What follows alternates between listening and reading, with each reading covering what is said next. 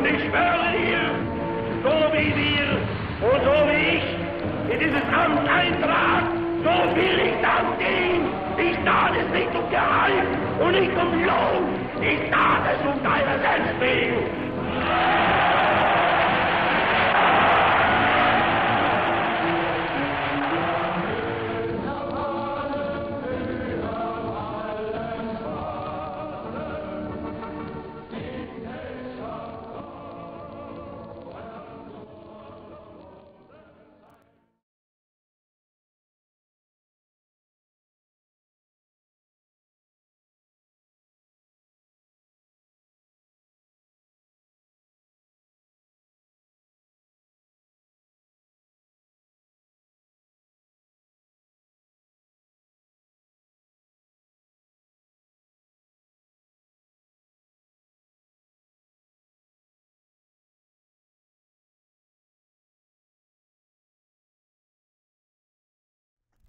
Here we are at Dachau. It's about 10 miles northwest of Munich. And that small house over there, two-story with the red roof, is where the camp commandant lived. One of the head Nazis lived right there, he and his family, here at Dachau. This is one of the original entrance gates here at Dachau. As the concentration camp became more overcrowded as the war progressed, it also became the place where the guards oversaw every activity. In earlier years, before overcrowding and before there was a problem with disease, the guards would actually have a presence in the grounds of the camp. Given on their way in, after their warm welcome by the SS guards, passing through this gate, those were the words that prisoners were welcomed with. Their human rights and their human Arbeit macht frei. Work makes you free.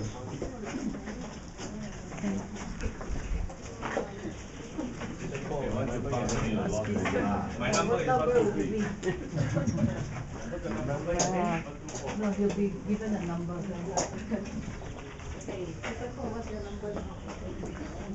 Now we're entering the concentration camp itself.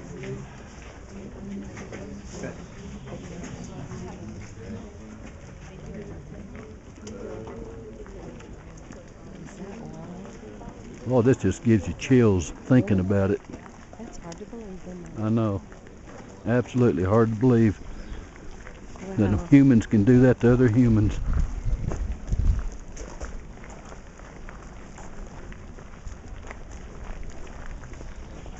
Man, this is a lot bigger than I thought. Yeah. Dachau's big. By the SS guards, treating them like they're inhumane and nothing. This is where the prisoners had to farm up every morning for roll call. And also how they had to stand. Standing at roll call, the position was very strict. Feet together, hands by their sides, caps in their right hand, arms by their sides, head down.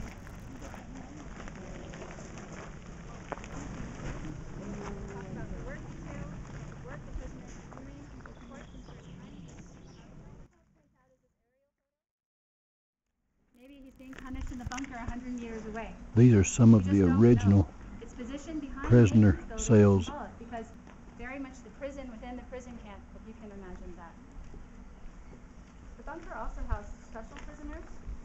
As I mentioned before, Dachau was the main camp for priests, German priests especially, so there are some very high-ranking German priests and bishops imprisoned at the very far end of the bunker. When you go inside, you'll see it. They had a portable altar, and they shared a group of cells at the end, and they were able to pray and take. Now we're inside the prison cell. And this particular room was where a special prisoner was put by Hitler himself, a guy named Elser. Elser tried to kill Adolf Hitler here in Munich, but he was unsuccessful. Hitler had him put in here, and this was his own special little cell. And after 2 or 3 years, they finally took him outside and executed him. Gosh, as you walk down the hallway in this cell block, you can just hear the Nazi guards screaming at the prisoners, and you can hear the prisoners screaming from being tortured.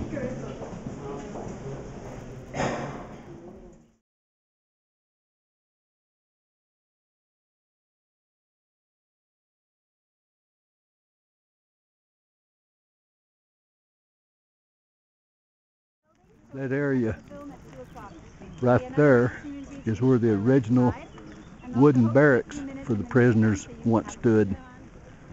Of course, the barracks are long gone today. The only thing left is part of the old foundation. That is the cinema area, straight in the middle of the doors. So it's Now we're inside one of the barracks. It's been reconstructed here. It shows the prisoners' bunk beds. Of course, this is not original because the original barracks made out of wood, they're long gone. Yeah, but this is exactly what it looked like.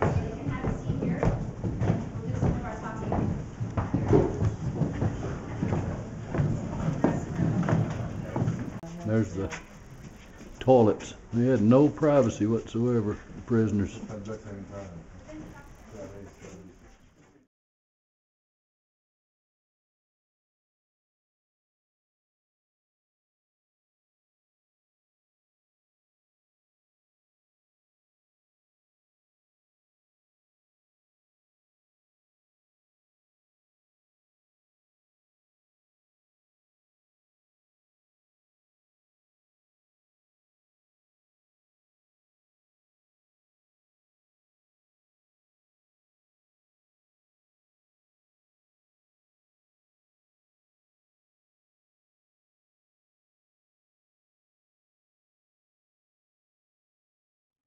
This is the crematorium right here where the Nazis would burn the bodies.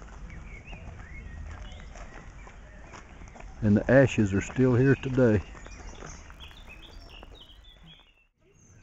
those bodies were buried outside of the concentration camp. This is the original crematorium right here. They were able to get their names of their loved ones. They worked here. This is also where they slept. That's two of the ovens. Thousands of bodies were burned, cremated inside those ovens.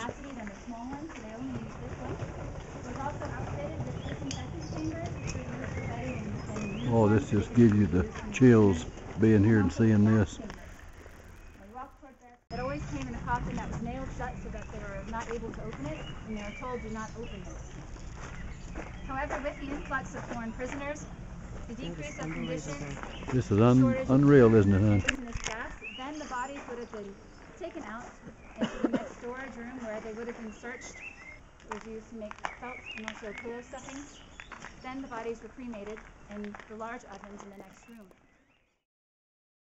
Gold fillings, perhaps. These are the old Body gas hair chambers. removed. This is how all of the bodies were treated, actually. In search for gold teeth and hair. It was used to make felt and also pillow stuffings. Then the bodies were cremated in the large ovens in the next room.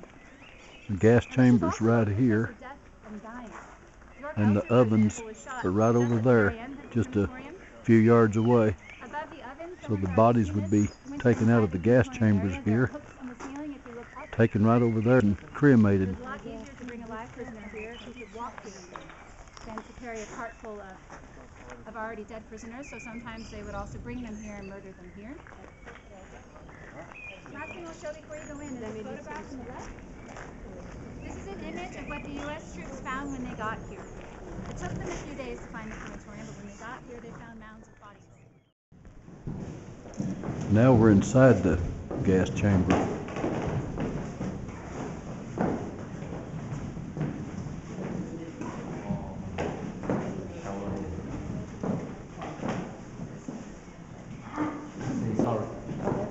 This is the shower room. They brought them in here thinking they were going to take a shower, and they gave them the gas. Look at there. Right here. And then the guards would look through the windows and watch them die. And when they thought they were all dead, they would clear out the gas, come in and get the bodies and take them to the ovens, cremate them.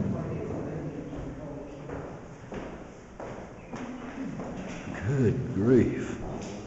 Man, thousands of people come through here. Yeah. Yeah.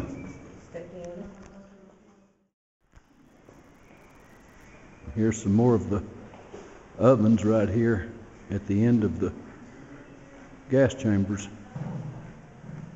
Many bodies went into there and were burned. Look at that. Is that incredible?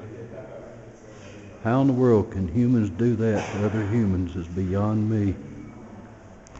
Man. This is the memorial to Dachau. And it says never again. Notice today, we did not have to buy tickets to come in here. It was all open, and that's part of what they're doing here, to have this memorial site so that anybody can come here and see it and learn about what's happened here.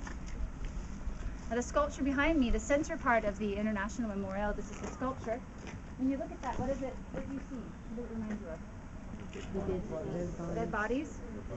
The fence. Exactly.